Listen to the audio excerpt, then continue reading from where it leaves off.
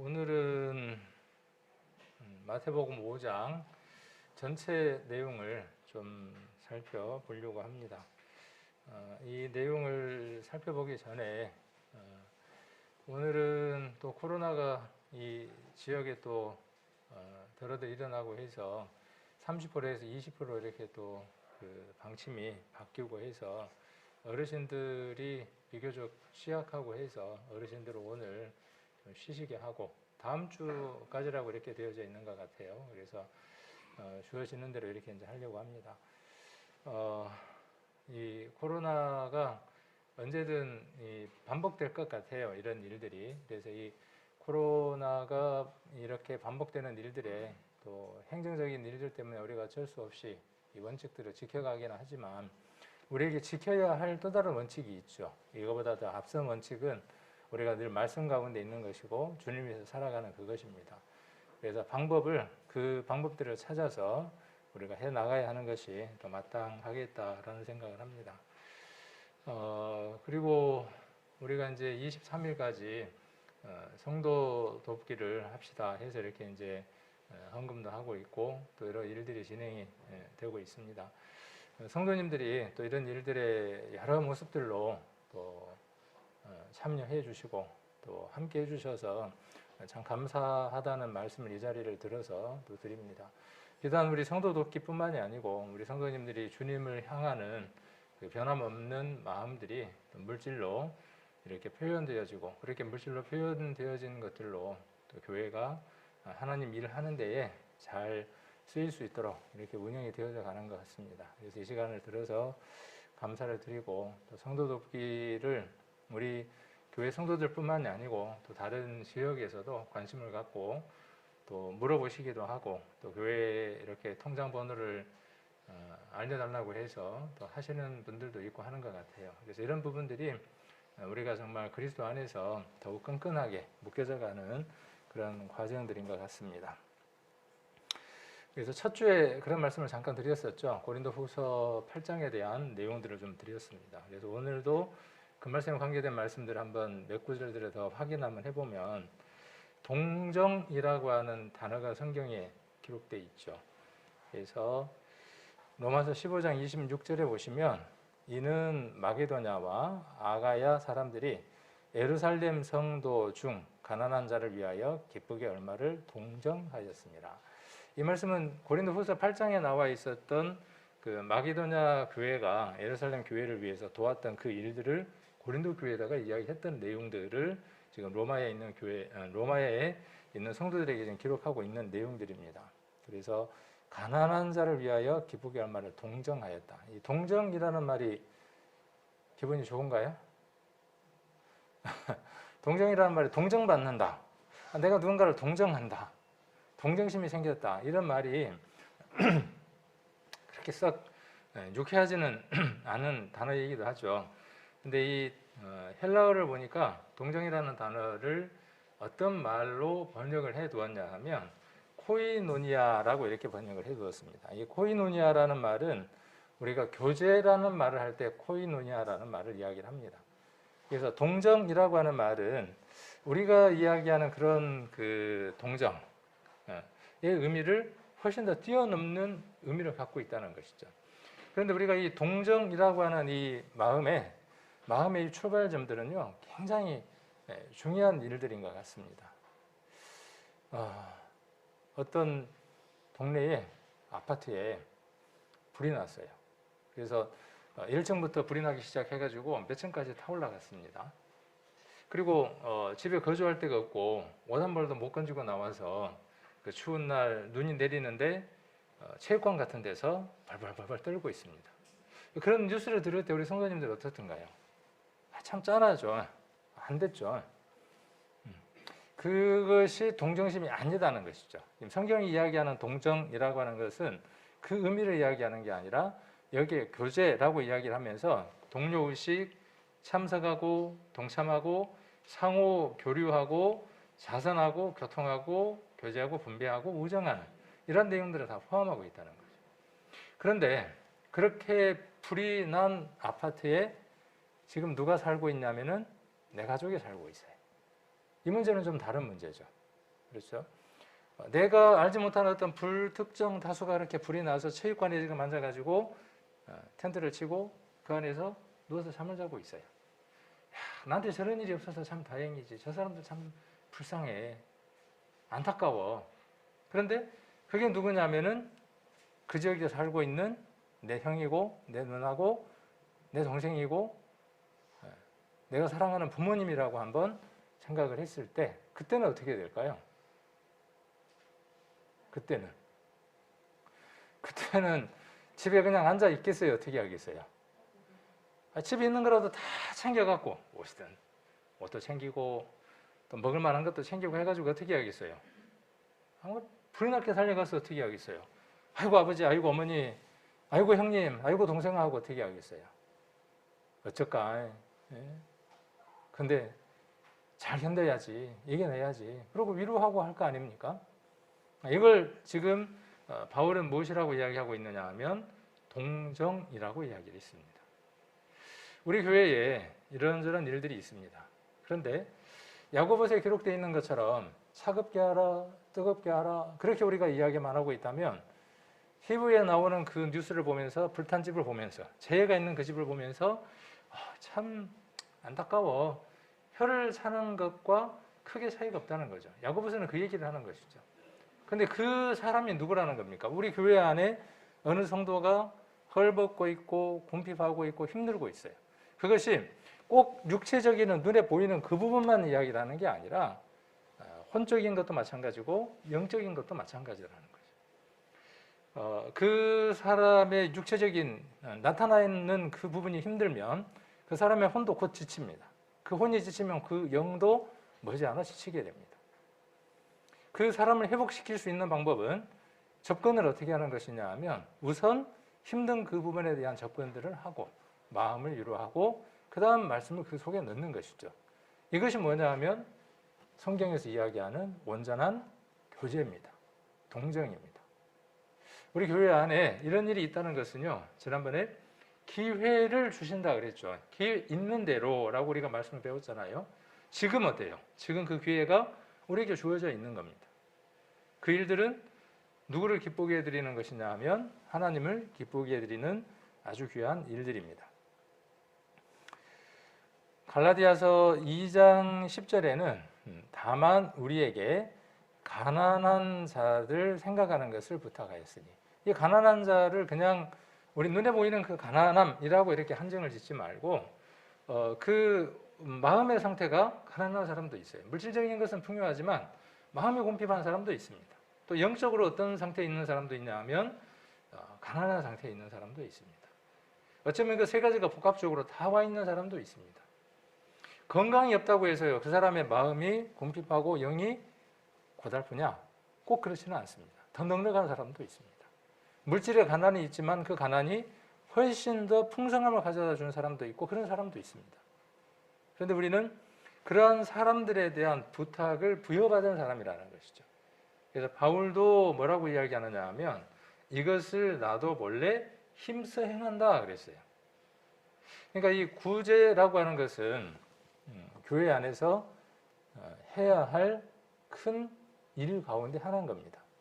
천주교는 이게 전부입니다. 구제라고 하는 것이 그 교리에 있어서 아주 큰 것을 차지합니다. 그래서 그 구제가 마치 무엇과 연달아 있는 것처럼요, 그들의 영혼의 구원과 맞닿아 있을 만큼 그 크기가 아주 큽니다. 그런데 성경이 이야기하는 것은 무엇이에요?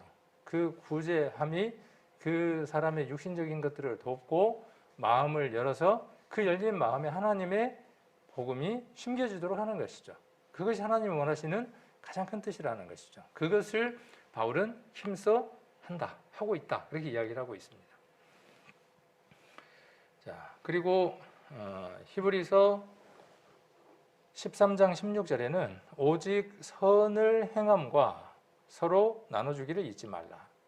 이 말씀들 우리가 너무나 익히 읽었던 말씀들이니까 그냥 찾지 않고 넣습니다. 이 같은 제사는 하나님이 기뻐하시느니라. 아마 그런 일은 절대로 있을 수 없겠죠. 누가복음에 기록되어 있는 것처럼 죽은 사람이 살아서 죽은 세계에 있는 사실을 증거할 수는 없습니다. 그 말씀에 분명히 명시되어 있기를 어떻게 기록되어 있습니까?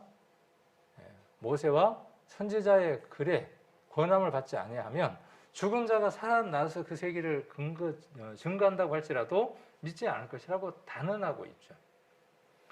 그래서 그 죽음 너머에 있는 사람이 다시 돌아올 수는 없지만 만일 구원함을 받지 않는 부모들이 있어서 그 부모들이 살아있는 자손들에게 원하는 게 있다면 뭘 원할까요?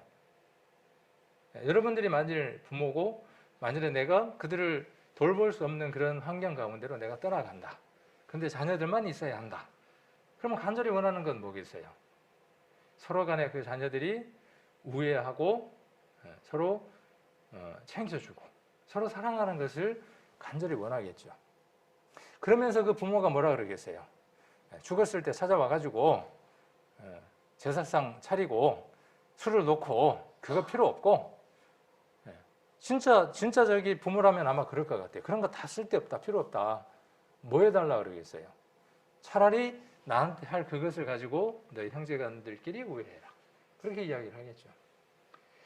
저는 그 밑에 자녀를 여럿 두지 않아서 그런 마음을 제가 체감할 수는 없죠.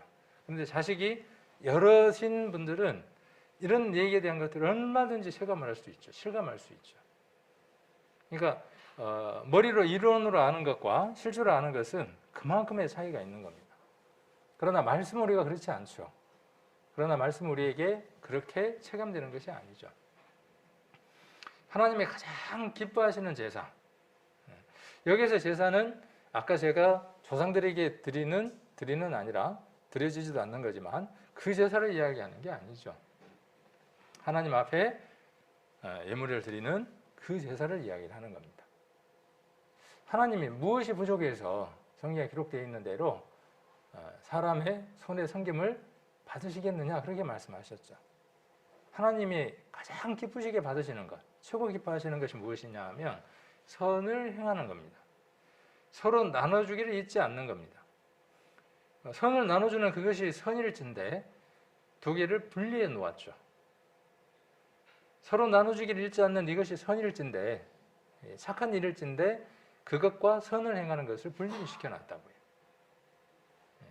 선은 하나님이 가장 기쁘시게 여기는 일입니다. 복음을 전하는 일들, 그 복음 속에서 그들이 살아가게 하는 일들, 그것이 선을 행하는 겁니다. 그래서 이 같은 것을 누가 기뻐하신다고요?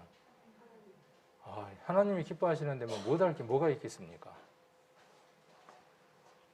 자, 갈라디아서 아까 2장 10절에 나와 있는 우리에게 가난한 자들을 생각하는 것을 부탁하셨다라는 말을 현대인 성경에 보면 또 그들은 우리에게 가난한 사람들을 돌보라고 부탁했다. 그렇게 이야기를 했습니다. 그 일은 내가 전부터 열심히 해보던 일이다. 이렇게 바울이 이야기를 하고 있습니다. 그래서 우리가 처음부터 해야 할 일, 앞으로도 우리가 주님 안에서 갈 때까지 해야 될 일들이 뭐냐면 우리는 형제 자매라고 이야기를 하죠. 이번에 이런 교제들을 좀 나눈 적이 있습니다. 어느 성도님하고 그런 교제를 나누었는데 피로 나눈 혈육보다 우리가 그렇게 이야기해 왔죠.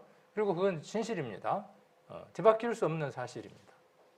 피를 나눈 형제간들보다 더 진한 관계가 누구냐 하면 예수 그리스도의 보혈로 새로운 가족이 된 우리. 우리는 가족이라고 하는 개념이 이제 많이 바뀌어져 가더라고요. 그리고 이제 위기의식을 느끼는 기독교들도 있고 그러더라고요. 그러니까 가족의 개념이 바뀌는 거예요. 옛날에는 꼭 아버지, 아들, 형제 이렇게만 가족인데 지금은 어때요? 전혀 다른 남남이 몇 모여갖고 거주를 하면서 서로 돕고 살아가면 그것도 이제 가족이다 그렇게 이야기를 하는 시대로 법도 바꾸자는 거예요. 그렇게 개정들을 하려고 하고 있더라고요. 그런데 교회는 일찍부터 지금 어떻습니까? 교회는 일찍부터 묻지도 않고 따지지도 않고 어때요? 예수 그리스도의 보혈로 구원받은 사람이면 이거 하나만 충족시키는 거죠. 충족시키면 어때요? 나이가 많은 할아버지도 뭐예요? 이 안에서 가족의 일원이 되는 것이고요. 아주 어린 나이도 어때요? 일원이 되는 것이고 예수님 말씀하셨던 것처럼 마태복음 12장에서 말씀하셨던 것처럼 형제요 자매가 되는 것이죠. 그래서 이 형제 자매라는 말은 우리가 그 어떤 것으로도 바꿀 수 없는 귀한 말이죠. 호칭이 아니라 호칭으로서가 아니라 물론 호칭으로서 부르는 교회들도 있어요. 옛날 천주교 같은 경우는 일찍부터 그렇게 해왔습니다. 그런데 우리는 그것이 호칭으로서의 의미가 아니라 예수 그리스도의 보혈로 말미암는 탄생의 기점으로서 이루어지는 일들이죠. 저와 여러분은 새로운 가정의 일원입니다.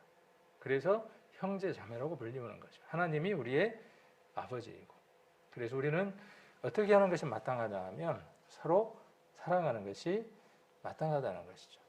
힘들고 어려울 때 몸, 혼, 영육 간에 도움을 주는 것은 교제라고 하는, 코이노니아라고 하는 그 의미 속에 들어간다는 겁니다. 우리 교제에 그럼 우리는 어떻게 생각해 왔어요? 교제에 그러면 구역 모임 때 쭉 둘러앉아가지고 찬송을 드리고, 자매님 한 주간 어떻게 사셨어요? 우리 교제해야죠.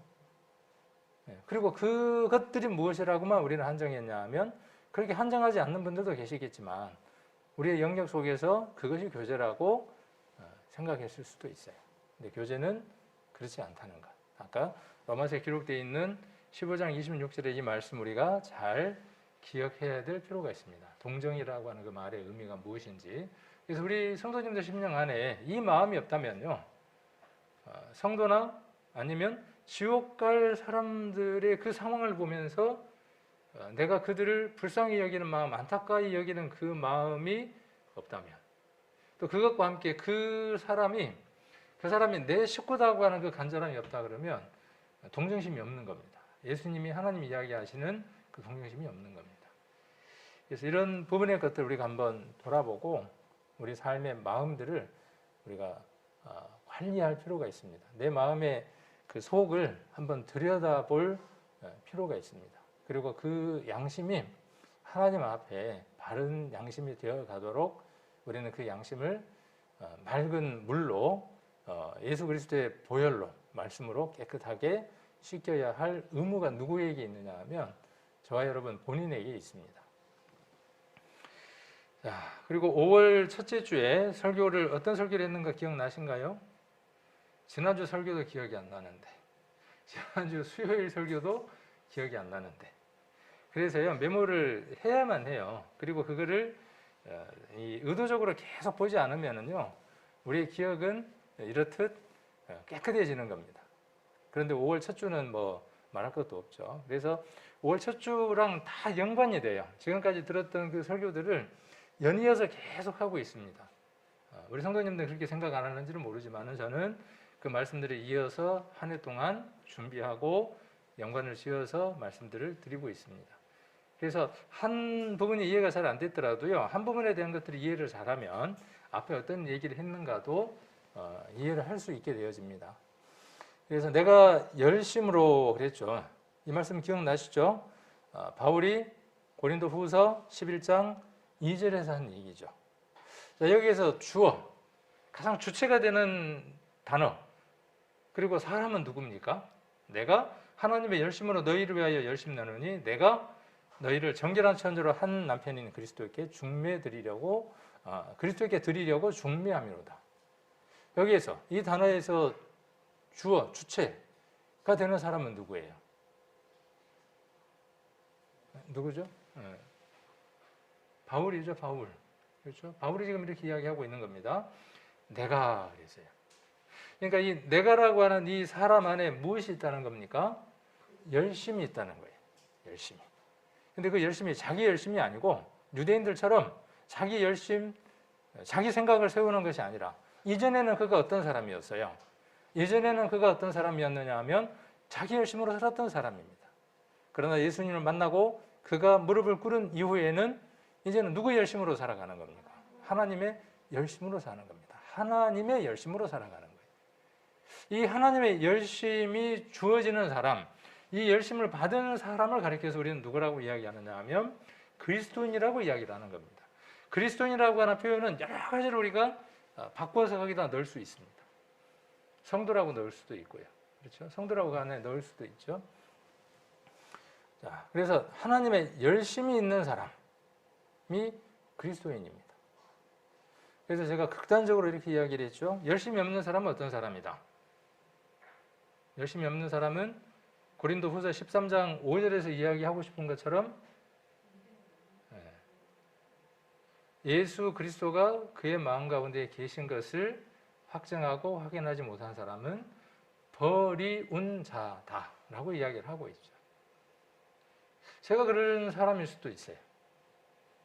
여러분이 그럴 사람일 수도 있습니다. 혹은 여러분의 사랑하는 어떤 사람들이 구원함을 받았다고 이야기하지만 그가 그런 사람일 수 있습니다. 수없이 이것을 반복하고 확인한다고 해서 문제가 되나요? 서울대학교에 들어가는데 합격 점수가 만일에 75점이라고 칩시다. 근데 내가 지금 점수가 몇 점이 나오느냐 하면 85점이 나옵니다. 때로는 90점도 나옵니다. 그래도 어떻게 합니까? 그래도 어떻게 해요? 아, 이제 됐어. 85점이니까 195점이니까 나는 확실해. 이렇게 합니까? 어떻게 합니까? 그 시험이 되어져서 시험 점수에 75점이라 시험에 합격이라고 하는 그 통강 필증이 찍힐 때까지 어떻게 합니까? 쉬지 않고 어떻게 하죠? 점검하고 확인하고 하는 것이죠. 우리의 구원이 그렇게 해야 구원이 이루어진다는 말이 아니라 우리에게 이루어진 그 구원에 대해서 우리가 그렇게 주님 오실 때까지 확인하는 과정이 필요하다는 것이죠. 내게 대해서도 그리고 주변에 있는 사람들에게도. 그들에게 왜 열정이 없습니까? 그들에게 왜 열심이 없습니까? 그들에게 왜 변화되는 삶이 없습니까? 뭐 때문입니까? 여러분들은 무엇이라고 생각을 하십니까? 저는 고민이 그거예요. 고민이. 나는 왜 안 바뀔까? 언어도 안 바뀌고 생각도 안 바뀌고 살아가는 삶에 내가 변화가 왜 없을까? 왜 버리지를 못할까? 아직도 왜 붙들고 있는 것이 있을까? 늘 생각을 해봅니다. 내 의지가 다른 사람의 의지보다 부족하기 때문에 그럴까요? 그럴 수도 있겠죠. 그러나 그것은 하나님과 무관한 것이 되겠죠. 내 의지라면. 내 안에 그리스도가 오신 이후에 내게 일어난 수많은 변화들이 있었습니다. 내가 좋았던 것들이 일순간 손사래를 칠 만큼 싫어지는 것들도 있었고, 내가 쭉 즐겨왔던 것들이지만 어느 날 갑자기 그것이 하나님의 마음을 아프게 하는 것이라고 내려놓은 순간들도 있고, 제가 그런 간증들을 종종 드렸잖아요. 유행가 좋아하지만은 제가 여러 장르의 노래를 좋아했지만 지금은 찾아서 듣거나 그러지는 않습니다. 뭐 이렇게 한번 말씀드린 적도 있죠. 그러면 그것이 내가 뭔가 바뀌어서 그런 것이냐? 그렇지는 않더라는 것이죠. 내 안에 오신 그 그리스도가 내게 소중하기 때문에 그러한 변화들이 나타나더라는 거죠. 그런데 모든 게 다 그렇더냐 그 말이죠. 종종 보면은 제가 여전히 부모님의 마음을 아프게 할 때도 있고, 여전히 내 혈육들을 푹 쑤시듯이 말을 할 때도 있고, 혹은 내가 어떤 일들이 있었을 때 내가 참지 못하고 불쑥불쑥 하고 싶은 말들을 다 해버리는, 특히 우리 아내에게는 제가 조심성 없이 함부로 대하고 하거든요. 그러면 그 부분이 지금껏 그대로 있는 것이 하나님 앞에 합당하냐 그 말이죠. 그런 어떤 그 문제에 대한 제시, 내 삶에 대한 문제에 대한 제시, 그것이 문제라고 내가 생각하기 시작하는 출발점, 그것이 누구로 말미암는 것이냐 하면 하나님으로 말미암는 것들이라는 것이죠. 예수님으로 말미암는 것들이라는 것이죠. 그래서 바울이 탄식했던 것처럼 오라 나는 공관자로다 라고 탄식하는 거죠. 그리고 그것을 벗기 위해서 발버둥 치는 거죠. 능력 주시라고. 그러나 어느 날 보면 그 부분이 벗겨져 있고 승리하는 삶을 살아가는 것들을 보게 되죠. 그러나 여전히 어때요? 여전히 본성대로 본능대로 내 뜻대로 살아가는 것들이 참으로 많습니다. 그런데 그것이 하나님에게 걸림이고, 그 보혈의 값에 누가 되는 것이고, 성도와 주변에 있는 사람들과의 관계 속에서 불편함을 만들어내는 일임에도 불구하고 전혀 자각이 없다는 거죠. 그래서 손가락질을 합니다. 누가요? 세상 사람들 우리에게 손가락질을 합니다. 저도 이제 이곳에 온 지 시간이 꽤 지났어요. 그럼 우리 성도님들의 그 삶의 부분들을 어느 정도 알기 시작을 하죠. 자세히는 모릅니다. 왜요? 제가 자세히 뭐 이렇게 깊숙이 들어간 상황들이 아니니까. 혹 가다가 우리 성도님들의 삶에 대한 평가를 세상 사람들로부터 들을 때들이 있습니다. 어쩔 수 없어서 그런 관계들이 맺어져 가지고 시간이 지나니까. 여러분들은 여러분 주변에 있는 사람들이 여러분들에게 어떤 평가를 할 것 같습니까? 오늘 방향이 약간 좀 다른 방향으로 가긴 하는데 어떤 평가를 할 것 같아요? 야, 저 사람 정말 괜찮은 사람이야 라는 평가를 받을 것 같습니까? 아니면 뒤를 돌아서 야, 저 사람 참 말은 괜찮은데 자기중심적이고 이기적인 사람이고 저 사람이 교회를 다닌다고요? 이전 말씀을 드린 적이 있는데 이전에 한 교회에서 장로님이 되고 목사님이 된 분이 계십니다. 그런데 그분에 대한 평가가 주변에서 어떻게 평가를 하느냐 하면 고개를 흔듭니다. 그래서 그분이 우리 교회에서 장로가 되고 목사가 된다고 했을 때 교회를 손가락질을 했어요. 야, 니들 교회는 도대체 어떻게 된 교회길래 그 사람이 장로가 되고 그 사람이 목사가 되냐는 거예요. 부끄럽죠, 제가. 저도 그럴 것 같아요. 네, 저도 그럴 것 같아요. 그래서 이런 부분에 대한 삶들이 우리에게 무엇이 없어서 그러느냐 하면 주님이 오셨다는 것, 그래서 감사하다는 것, 거기에서 안주하기 때문에 그렇다는 거예요. 그분이 오신 목적이 무엇인지를 우리가 생각하지 않고 살아가기 때문에 그렇다는 것이죠. 그분이 오신 목적은 우리를 변화시키고 싶어 하시고 능력으로 우리에게 일들을 하시고 싶어 합니다.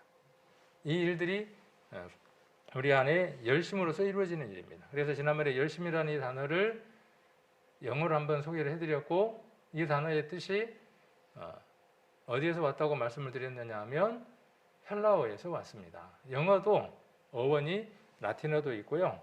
히라버, 그리스에서 온 언어도 있습니다. 이 말은 두 개의 단어가 합성된 단어입니다라고 말씀을 드렸어요. in 데오스, 데오스라고 하는 하나님이 그 사람 안에 있다라는 뜻입니다. 그러니까 열심은 그 사람 안에, 그러니까 그런 것 같아요. 정말 최고 열심으로 살아갈 수 있는 사람이 누구냐 하면 하나님을 모신 사람입니다.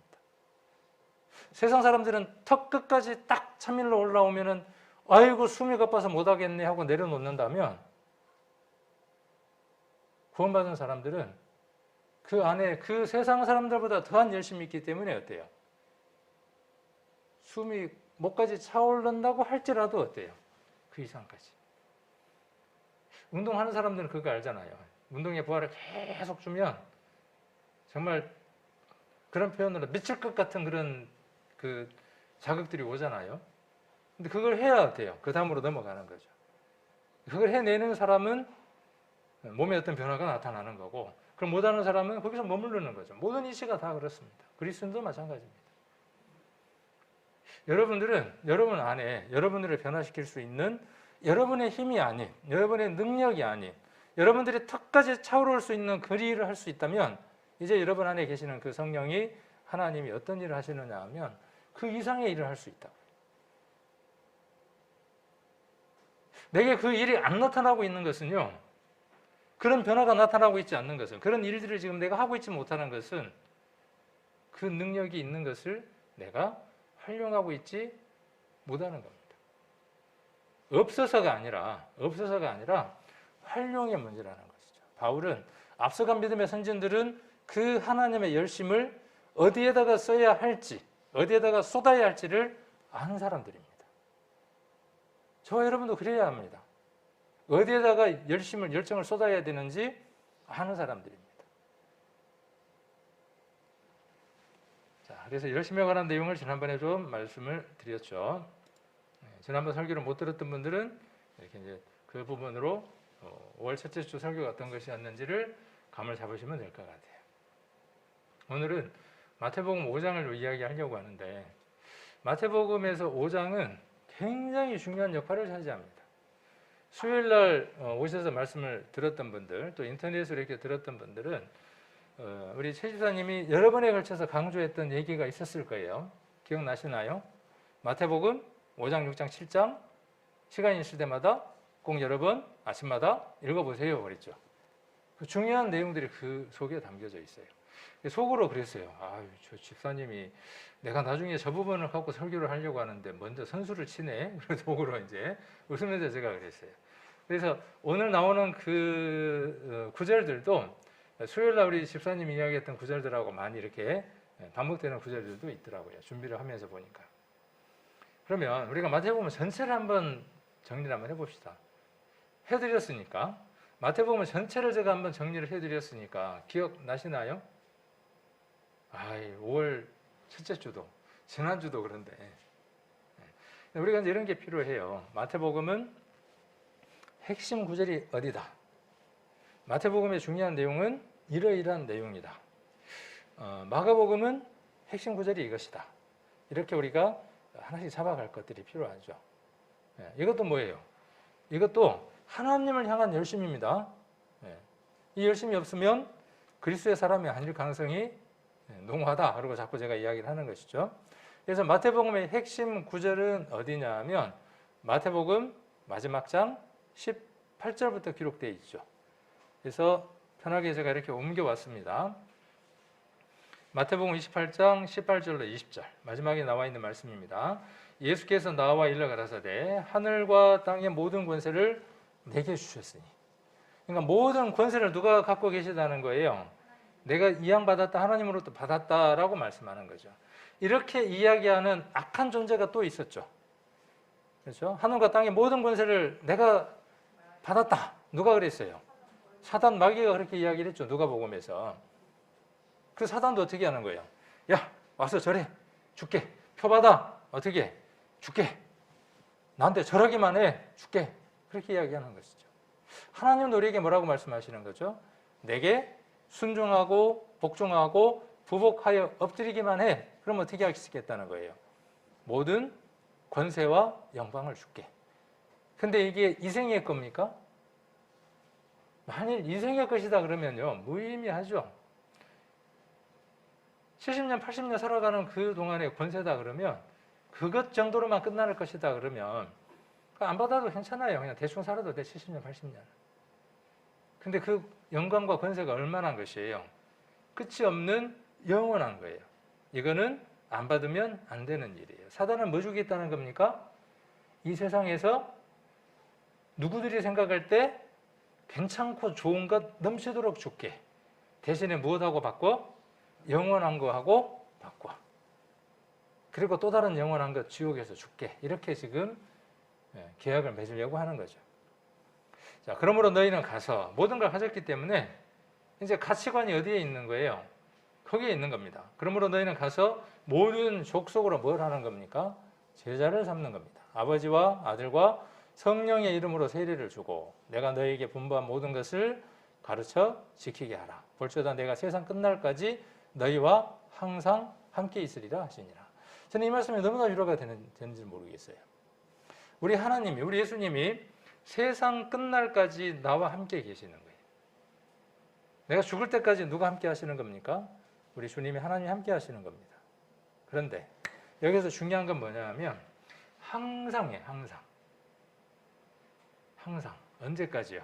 내가 죽을 때까지만이 아니라 언제까지예요?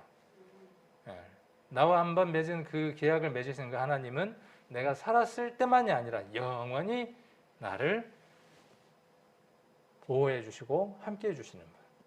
함께 하시는 분. 자, 그래서 이것이 마태복음의 핵심입니다. 자, 여기 보니까 마태는 뭐라고 이야기하느냐 하면 예수님이 우리에게 분부하고 가르치시는 게 있어. 분부하시고 알려주신 게 있어. 그러면 앞에 내용은 뭐겠어요? 마태복음의 내용은 뭔 얘기예요? 예수님이 분부하고 가르치신 것을 기록했다 그 말이에요. 그러면 예수님이 분부하고 가르치신 것이 몇 가지예요? 별이 5개 그러더라고요. 텔레비에. 네, 조시는 분을 위해서 장수 돌침대 그러면서 별이 5개 그러더라고요. 마태복음은 5개. 5가지 아주 중요한 분부를 하셨어요. 그 분부하신 것을 어떻게 하라는 거예요? 가서 어떻게 하는 거예요? 가서 가르치고 지키게 하라는 거예요. 알아야 뭐 가르치든지 말든지. 자기도 모르는데. 그래서 이 말씀을 우리가 지난번에 배웠습니다. 그래서 한 번 더 복습을 해드리는 겁니다. 자, 마태복음에 나와 있는 이 마태복음 28장에 나와 있는 대상은 누구냐 하면 제자들에게요. 누구에게나 주어지는 것이 아니죠. 저와 여러분에게 주어진 아주 특별한 말씀입니다. 마태복음 28장은요. 누구에게나 주어질 수 없는 말씀이에요. 그런데 이 말씀이 내게 적용이 안 되면 내 말씀이 아닌 거예요. 자, 제자들에게 주는 그리스도이시오 살아계신 하나님의 아들이라고 신앙 고백을 하는 모든 사람에게 마태복음 28장 18절로 20절은 주어지는 거예요. 특권이에요. 근데 이 일을 몰라. 자, 근거는 하나님으로부터 받은 권세예요. 아까 18절에 그렇게 이야기를 했었죠. 하늘과 땅의 모든 권세를 내게 주셨어요. 자, 이것 때문에 우리가 어떻게 해야 되는 것이죠? 복음을 전해야 한다라고 지금 마태가 이야기하는 것이죠. 자, 그 다음 사명은 제자를 삼는 겁니다. 저와 여러분의 사명이 어디에 있느냐면 제자 삼는 거예요. 자, 제자를 삼으려면 뭐가 돼야 돼요? 여러분들이 제자를 삼으려면 뭐가 돼야 됩니까? 선생이 돼야죠. 에이, 목사님 잘 모르시네. 말씀을 잘 모르시네. 예수님이 뭐라고 말씀하셨냐면은 너희는 선생이라고 칭함을 받지 마라 그랬는데 숨이 이제 안 막혀. 그럴 때는 숨이 안 막혀서 이쪽으로 저기 연통을 하나 따로 내든지 그래야 돼. 숨통을 하나. 그런 말의 의미가 아니라는 것을 알아야 될 텐데 그렇게 갖다 대면 참 답답하죠. 자, 그래서 제자를 삼으려면 내가 무엇을 전달해야 하는지를 온전하게 숙지하고 그 다음 어떤 사람이어야 돼요? 그것으로서 본이 되는 사람이어야 돼요. 참 어려운 일이죠. 그래서 이 목사라고 하는 이 일이 그래서 어려운 것 같아요. 그냥 전달만 한다면 학교 그 교수나 강사, 누가 어디에 강사처럼 그렇게 어떤 것들 지식을 전달하는 일이다 그러면은 그것도 힘든 일이지만 그러나 목사는 지식과 함께 지혜도 그리고 삶의 본도돼야 하니까 그만큼 힘든 일이겠죠. 그러나 의미 있는 일이죠. 참으로 값진 일이죠. 자, 그래서 제자 삼는 것 성도와 교회의 사명이고 그 다음 약속입니다. 하나님이 큰 약속을 주시는 거죠. 어떤 약속을 주시는 거죠? 세상 끝날까지 함께 계신다는 거예요. 임마누엘 하신 그 예수님이 하나님이 내게 계신다는 거예요. 세상에 오셨던 그 예수님 얼마나 만나고 싶어 합니까? 그렇죠? 임마누엘 한 그 예수님을 사람들 어떻게 하고 싶어 해요? 보고 싶어라 그래요. 성지순례 가서요. 그분이 묻혀 있는 무덤 위에 바위를 쳐다보고 어떻게 해요? 통곡을 하고 울면서 막 만집니다. 가서 보면요. 맨질맨질해요. 바위가. 사람들이 이걸 그렇게 보고 싶어 하는 겁니다. 그분의 흔적마저도 밟고 싶고 그분의 흔적마저도 만지고 싶어 하는 거예요. 그런데 그분이 누구와 함께 하신다는 거예요? 여러분과 함께 하신다는 거예요. 어떻게 살아갈 때 이 분부하신 것과 분부하신 것을 지키고 가르치는 그 삶들을 살아갈 때 그것을 체험하고 느끼고 그렇게 하게 해주시겠다는 거죠. 이것도 기억나시죠? 이렇게 이제 표로 알려드렸는데 표로 한번 이야기를 해드렸죠.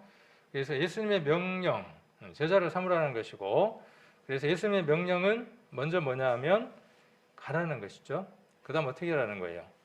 세례를 주는 겁니다. 이 세례는 물에다가 푹 집어넣었다가 올리는 그 침례를 얘기를 하는 것이 아니라 예수님과 함께 죽고 예수님과 함께 부활하는 것이 무엇인지를 로마서 6장의 얘기를 그들에게 알려주는 것이죠. 세례를 주고 그 다음 어떻게 하는 겁니까? 분부하신 모든 것을 어때요? 별이 5개가 아니라 예수님 말씀하신 5개를 어떻게 하는 거죠? 가르쳐서 지키게 하는 겁니다. 자, 그렇게 해야 하는 명령의 목적이 어디에 있는 겁니까? 이렇게 해서 뭘 하는 거죠? 제자를 삼는 겁니다. 그래서 뭐 요즘 보면 막 제자 교회 막 이런 것들 굉장히 많잖아요. 이런 것들을 배경으로 한 겁니다. 거창하게 나가는 거죠. 그러나 그래봐야 어때요?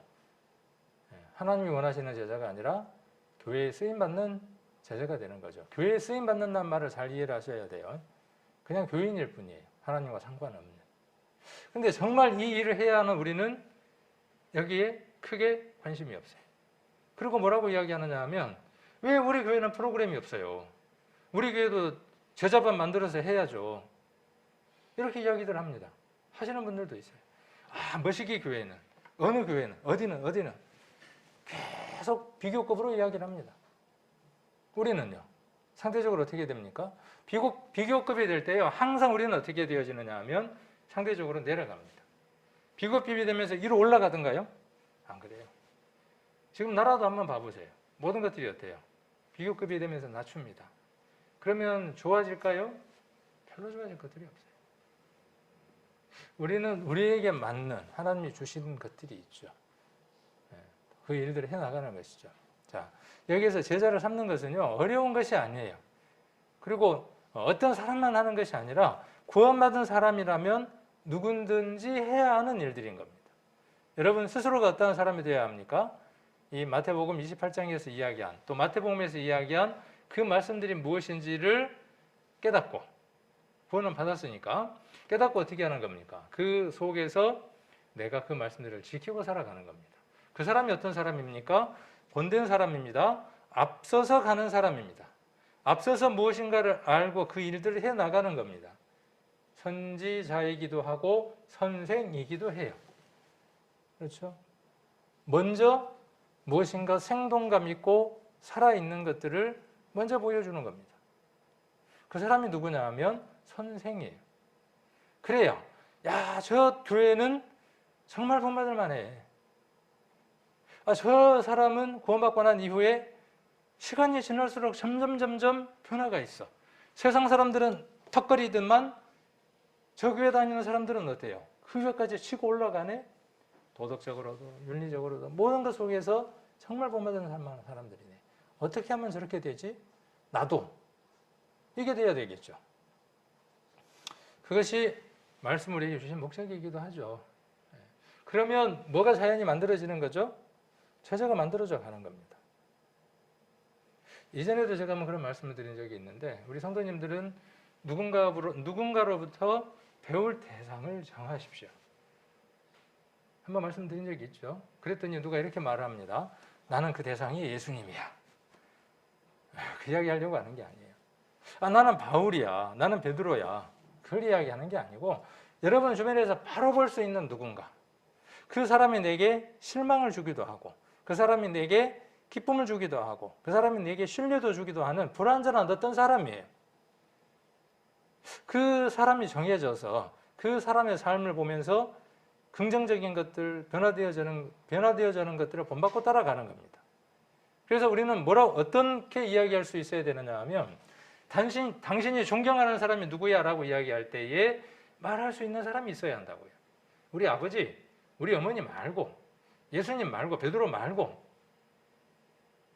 여러분이 살아가는 이 삶에 있어서 여러분의 톱니바퀴가 맞물려 돌아가면서 내게 영향을 주는 어떤 사람, 그 사람이 내게 존경받을 만한 사람이고 내가 따를 만한 사람이 있는가? 를 만들어 가야 하고요. 그러려면 내가 점진적으로 더 많은 것들을 배워가야 하고. 자, 그러면 내가 어떠한 사람이 되어질 수 있을까요? 누군가에게 영향을 주고 힘을 줄 수 있고 위로를 줄 수 있는 사람이 되어지겠죠. 세상에서도 마찬가지죠. 영육 간에. 그런 사람이 되어졌을 때에 영향력 있는 사람이 되는 겁니다. 그래야 그 사람을 어떻게 할 수 있어요? 영향을 미쳐서 가보자고 이야기했을 때에 딸려오는 겁니다. 자석의 그 자력처럼. 그런데 영향력이 없어요. 자석은 자석인데 별로 힘이 없는 자석이에요. 붙여놓으면 겨우 붙어 있다가 살짝 건드리면 툭 떨어지는 자석. 니오디움인가는 자석은 갖다 붙이면 어떻게 해요? 착 소리가 나더라고. 저희 사무실에 자석이 있는데 갖다 대면 어떻게 하냐면 착 소리가 붙어요. 뛸려고 해도 안 떨어져요. 어떻게 사람이 그렇게 만들었는가 모르겠어요. 근데 그 광고지에 붙어 있는 자석 있잖아요. 무슨 반점 해갖고 있는 거 붙여놓으면 흐흐흐 하고 떨어져. 이렇게 떨어진다. 여러분 안에 그 힘이 있는 사람들이라고요. 그걸 어떻게 더 증폭시키려고 하느냐는 거예요. 그러려면 뭐밖에 없습니까? 뭐밖에 없어요? 말씀 외에는 없습니다. 말씀이 우리에게 그것을 만들어내는 겁니다. 말씀을 가까이 하지 않는 사람에게는 이 일을 기대하기 어렵습니다. 설교만 들어갖고는 그것 기대하기 어렵습니다. 다행이지만 설교만 듣는다고 해도. 자, 그래서 우리의 목적은 어디에 있느냐면 제자를 삼는 것이고 이것을 주님 오실 때까지 끊임없이 반복하는 것이 우리의 일입니다. 그러면 이곳에 구원받는 사람의 수가 늘어나겠죠. 역설적으로 그 수가 늘어나고 있지 않다는 것은 우리가 그 사명을 감당하고 있지 못하다는 거죠. 예배는 여러 형태의 예배가 있습니다. 이것도 예배입니다. 이 예배는 진정한 예배를 위한 준비의 시간입니다. 여러분 삶이 예배입니다. 여러분들의 직장이 예배를 드리는 장소입니다. 그곳에서 번제가 이루어져야 하고 그곳에서 구원받지 못한 세상 사람들이 하나님을 만나는 일들이 이루어져야 그것이 전인격적으로 드리는 예배가 되어지는 겁니다. 여기 와서 찬양 드리고 설교 들었으니까 오늘 예배를 드렸다라고 이야기하는 것은 1차원적인 예배입니다. 3차원, 4차원 입체적인 그 예배는 무엇이냐 하면 여러분의 삶 속에서 하나님을 만나는 그 일들이 이루어져 가는 그 예배입니다. 그 예배는 여기서 드릴 수 없습니다. 그렇죠? 그 예배는 여기서 드릴 수 없습니다. 근데 여러분들은 어떤 예배를 드리기를 힘써야 되느냐 하면 그 예배를 드리는 겁니다. 코로나 때문에 이런 것들에 대한 역설적인 증명들이 되어지고 있죠. 교회는 무너지지 않을 겁니다. 어떤 것이 온다고 해도 교회는 무너지지 않습니다. 왜요? 교회 사명은 어디에 있기 때문에요? 말씀이 세상에 가서 녹아지고 그것이 적용되는 데 있기 때문에 교회는 어떤 형태든 그 일을 해나갈 겁니다. 왜? 이 공간이 예배가 아니기 때문에 그래요. 카타콤이 그랬죠? 그들에게 마음껏 드릴 수 있는 찬양의 장소가 있었겠습니까? 말씀이 있었겠습니까? 그러나 그들의 예배는 헌신적이었고 그들의 예배는 열정적이었고 그들의 예배는 하나님이 기뻐하시는 예배였어요. 지금 시대로 본다면요. 이단이라고 정의를 내려야지. 의자도 없고 목사도 없고 이것저것 다 없는 그게 예배라고? 그러나 하나님이 기뻐하시는 예배는 그것이라고요. 오늘 이 예배도 예배입니다. 이 예배도 어떻게 드려야 합니까? 가장 가치 있고 가장 귀하고 가장 경건하게 드려야 하죠. 우리에게 좀 부족한 것은 예배 전후의 경건함이 좀 부족하죠. 예배 중에도 좀 경건이 부족하고 해나가야죠. 그렇죠? 왜 그렇죠? 우리가 그게 너무 무게를 많이 두다 보니까 이거에 대한 무게감이 없어서 그렇죠. 저도 그런 게 있어요. 태생적으로. 이건 바꿔나가야 돼. 잘못된 거니까. 한 번에 안 되면 조금씩 바꿔나가야죠. 저도 오늘 아침에 저 밖에서 막 떠들고 있더라고. 네, 그럴 수 있어요. 왜? 그냥 그러기에 대한 무게감들이 없기 때문에.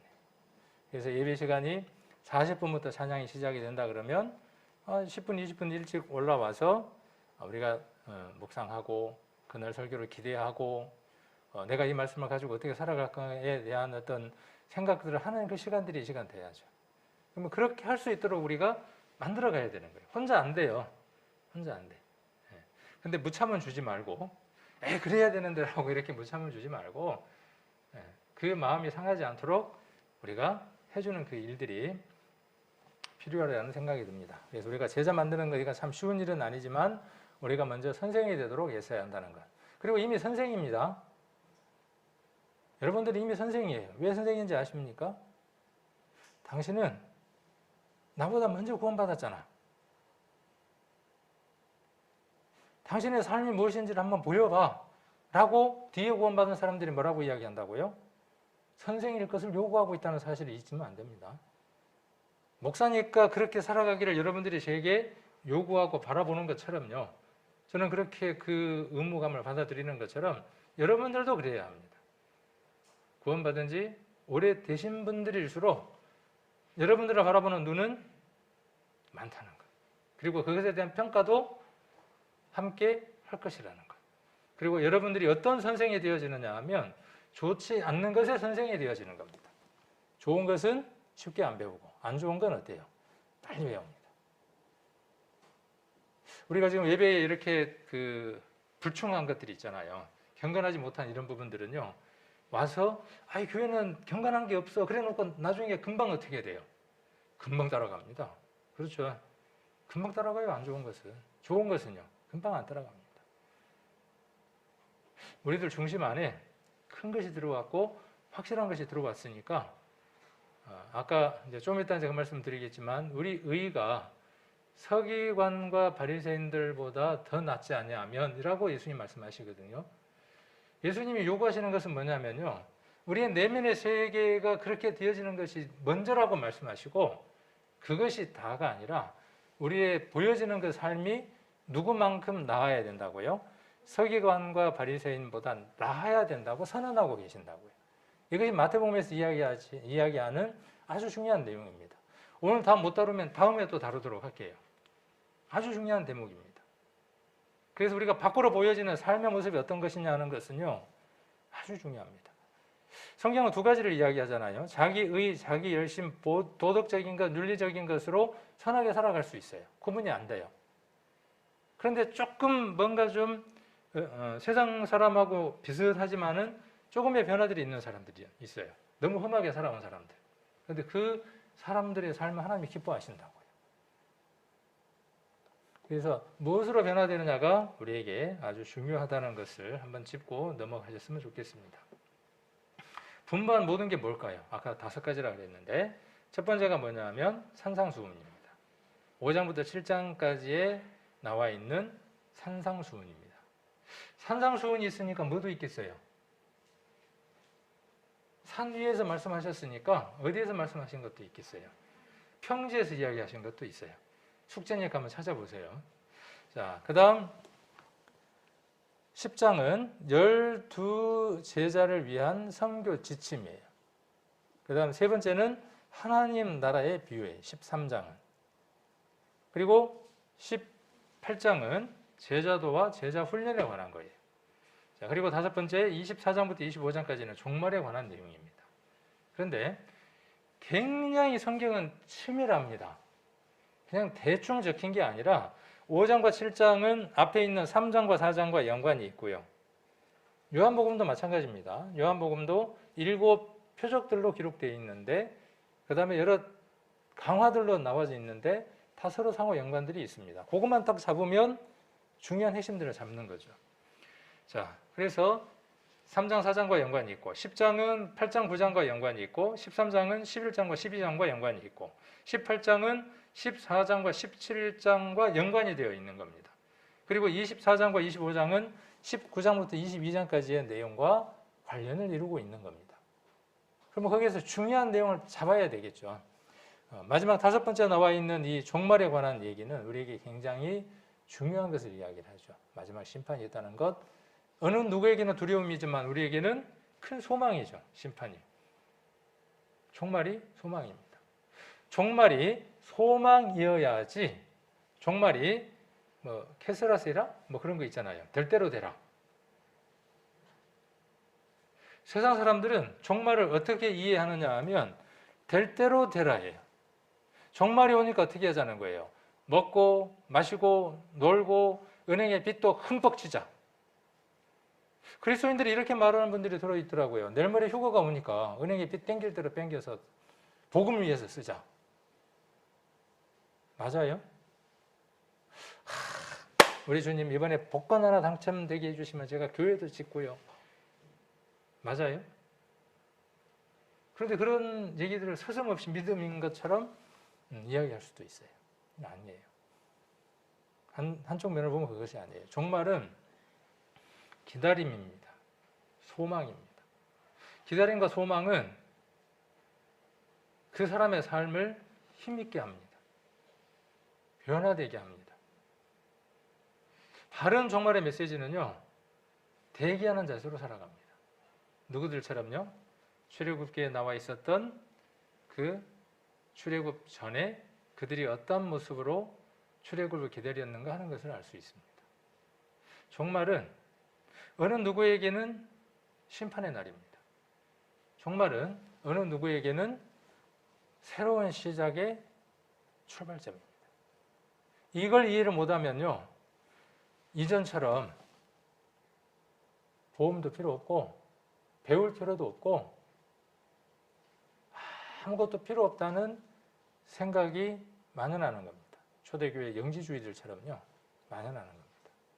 그리고 무엇이라고 손가락질을 받느냐 하면 누구들은 하고 손가락질을 받는 겁니다. 아닙니다. 이 종말의 메시지가 여러분 안에 온전하게 가르침이 이루어졌다면요, 오늘을 어떻게 살아야 될지를 다시 한 번 더 생각하는 사람일 겁니다.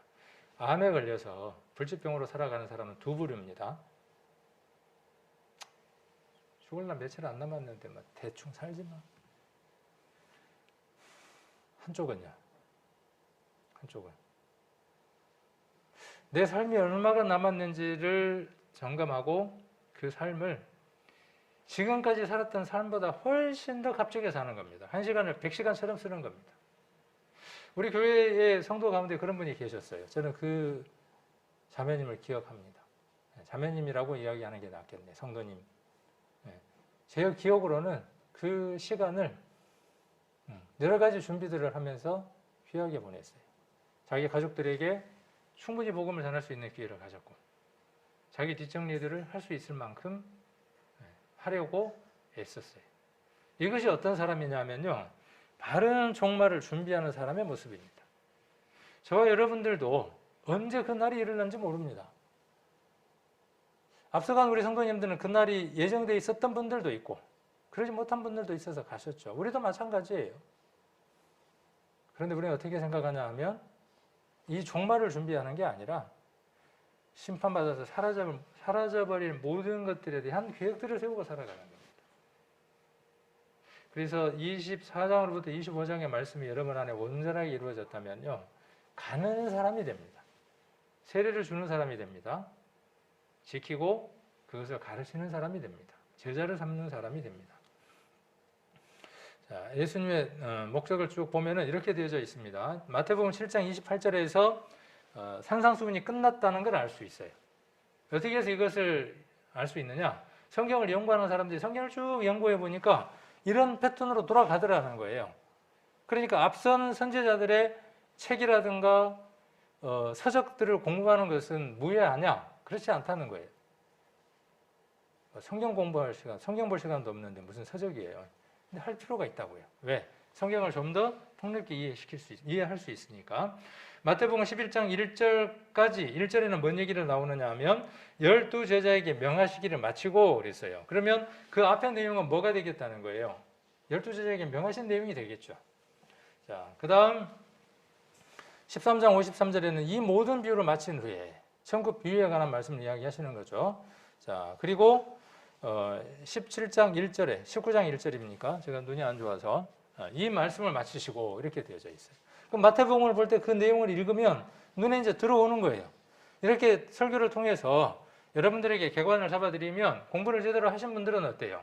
아, 마태복음이 이런 구조로 이루어져 있구나 하고 메모를 했다가 어떻게 해요? 다음에 읽을 때 눈에 들어오는 거예요. 이제 눈에 들어오면 어떻게 해요?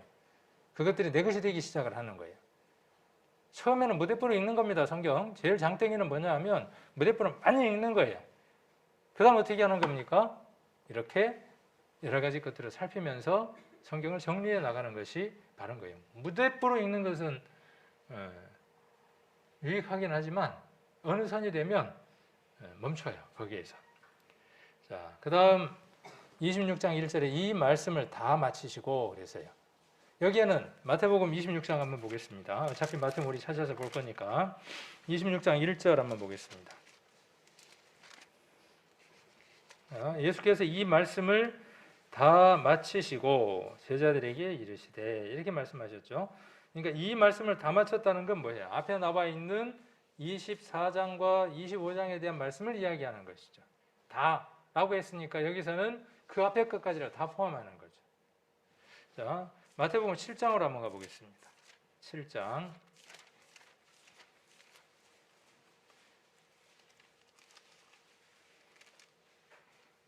자, 8장을 한번 봅니다. 7장까지가 아까 무엇에 관한 내용이었느냐 하면 5장, 6장, 7장이 산상수훈에 관한 내용이었죠. 근데 이제 산에서 말씀을 하셨으니까 내려오셔야 될 거 아니에요. 그래서 8장 1절에 보시면 예수께서 산에서 내려오시니 허다한 무리가 쫓으니라. 산에서 내려오셨어요. 언제 올라가셨을까요? 언제 올라가셨을 거 아니에요. 5장으로 한번 가봅니다. 5장 1절에 예수께서 무리를 보시고 산에 올라가 앉으시니. 5장 1절에 올라가 앉으신 겁니다. 그래서 올라가 앉아갖고 계속 말씀을 하고 계시는 거예요. 이쪽에서도 말씀하시고 저쪽으로 이동해서도 말씀하시고 쭉 말씀을 하시고 어떻게 하시는 겁니까? 산에서 내려온 건 언제예요? 8장 1절에서 내려오신 거죠. 한 부분이 되어지는 것이죠. 이렇게 여러분들이 이 말씀들을 정리해서 읽을 수 있으면 훨씬 더 유익하겠죠.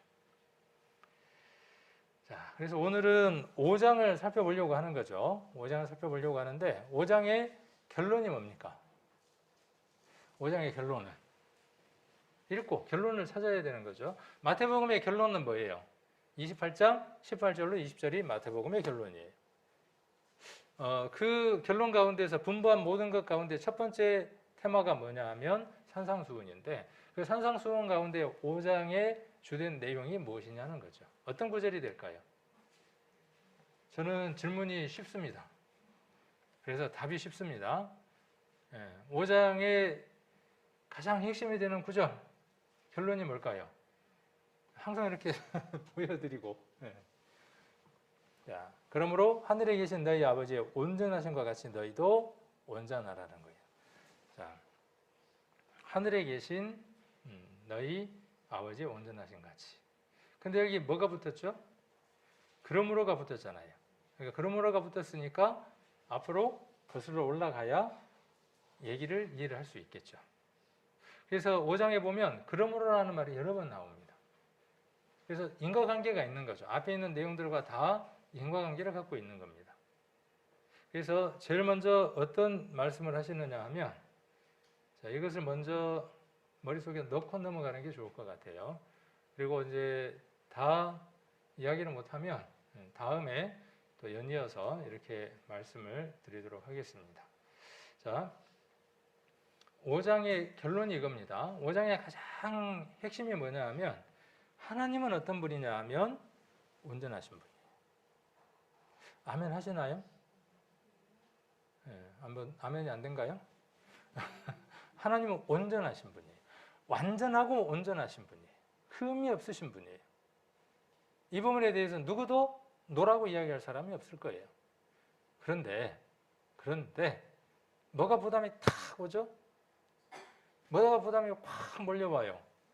이 뒤에 너희도 온전하라는 그 말이 어때요? 확 부담이 오는 거예요. 그래서 어떻게 생각들을 하죠? 사람이 어떻게 온전할 수 있대. 이렇게 지금 생각을 하는 겁니다. 그리고 또 뭐라고 이제 이 말씀들 우리가 덜어는 또 이해할 수 있고 생각을 해볼 수 있느냐 하면 우리 안에 하나님이 오셔서 우리가 어떤 사람이 돼요? 온전한 사람이 돼요. 온전한 분이 오셨기 때문에 우리가 온전한 사람이 된 겁니다. 근데 그 구속사적인 그 부분에서 이 말씀을 이해하면 크게 우리에게 유익이 없어요. 결론적으로 그것이 우리에게 맞기는 한데, 그렇죠? 우리에게 거룩하신 분이 오셨기 때문에 우리의 삶이 어떠하든지 간에 하나님 우리를 온전하신 자로 의로운 자로 여기신다 하는 것에 대해서는 불변이에요. 근데 그것이 우리에게 가져다 주는 유익이 무엇일까요? 근데 여기에서는 그 말씀을 하시고자 하는 것이 아니다는 거죠. 문맥상에. 앞에 그러므로라고 하는 게 있으니까. 자, 그래서 이 말씀을 이렇게 우리가 좀 풀어서 이해를 해볼 수 있어요. 그럼 이해가 좀 쉽습니다. 하나님께서 그분의 영역에서 온전하신 것 같이. 하나님의 영역 속에서 하나님은 어떻습니까? 하나님의 열심으로 무엇을 이루셨어요? 우리의 구원을 이루셨어요. 그렇죠? 이스라엘을 구원하실 때 하나님 어떻게 구원하신다 그랬어요? 머리에 투구를 쓰고 지난번에 우리가 말씀드렸던 것처럼 속옷을 입고 호신경을 차고 열심이라고 하는 겉옷을 입어서 하나님은 열심으로 어떻게 하느냐 하면 구원하는 일을 하신다 그랬어요. 왜? 나 여호와가 말하였으니 이루리라 하는 그 말씀 때문에 그래요. 하나님 어떻게 하시는 겁니까? 하나님이 하신 말씀의 1.1핵이라도 이루지 않은 것이 없다고요. 다른 말로 행하지 않은 게 없다고요. 공수표가 없다고요. 말씀하시고 다 그대로 이루셨다고요. 그러면 하나님께서 그분의 영역에서 그렇게 온전하신 것처럼 그랬어요. 그 같이 그랬어요. 자, 선하신 그분의 선하심을 이게 중요한 거죠. 이제 무엇을 빌어서 하는 겁니까? 도덕, 윤리, 법, 내 의지? 아니에요. 뭘 빌려서 하는 겁니까? 선하신 그분의 선하심을 빌려서 그 말이에요. 이 표현을 다른 말로 우리가 바꾼다면 우리 안에 그분이 오셔서 능력 주시니까 그런 뜻이에요. 우리는 그 말이에요. 이 우리는 누굽니까? 아무나 우리가 아니에요. 네, 구원함을 받고 그 능력 안에서 살아가려고 하는 제한된 우리예요. 그렇게 살아가려고 하는 우리. 자, 우리의 영역에서 온전하게 될 수 있다. 그러면 그 목표를 가지고 살아가는 거죠. 그렇죠? 여러분 이 목표가 있습니까? 나는 나의 영역에서 온전하게 될 수 있다. 다른 표현으로 나는 나의 영역에서 온전해야 한다. 내가 한 말, 내가 해야 할 일, 나는 그 일들을 준행하겠다. 해야 하는 사람이다. 하나님의 영역이 아니에요. 오해하지 마세요.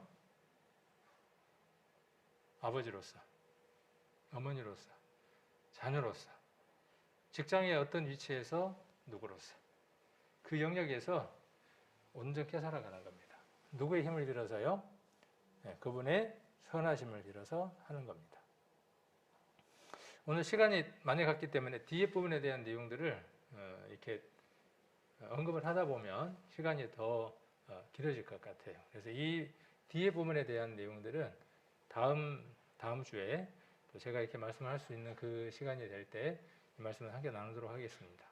제가 오늘 똑같은 숙제를 내겠네요. 우리 최 집사님하고 5장 한번 6장까지는 넘어가면 좋고 5, 6, 7장 넘어가면 좋지만 5장을 한번 구조를 잘 한번 살펴보십시오. 동그라미가 있는 것들을 기준으로 해서 한번 살펴보세요. 어떻게 단락이 나눠져 있고 그것들이 어떻게 서로 구조를 이루고 있는가. 그 다음에 5장 48절은 어디와 연관이 있느냐 하면 빛과 소금과 연관이 있습니다. 그 빛과 소금의 얘기를 하기 위해서 예수님이 뭔 얘기를 하시느냐 하면 율법의 1.1핵이라도 패하지 않고 다 이룬다는 말씀을 하십니다. 그리고 후에 뭔 얘기를 하시느냐 하면 서기관과 바리새인에 대한 의를 이야기를 하면서 예수님이 구약에 대한 얘기를 하시죠. 옛 사람에게 말한 바 라는 얘기를 몇 번 반복하고 있는지, 그리고 그 구약의 율법 옛 사람에게 말한 그것과 예수님 말씀하신 그 내용, 새로운 내용을 추가하셨는데 그 말씀을 왜 하셨는지, 그 목적지가 결국은 13절과 16절에 있고 48절에 있습니다. 그래서 이 부분에 대한 것들을 여러분들이 한번 살펴보시고, 우리가 교제를 나눌 때, 저하고 여러분들이 이렇게 설교로 교제를 나눌 때 여러분들이 보신 것하고 어떻게 공감이 가는지를 다음에 이렇게 살펴볼 수 있다면 유익한 시간이 되겠다 싶습니다.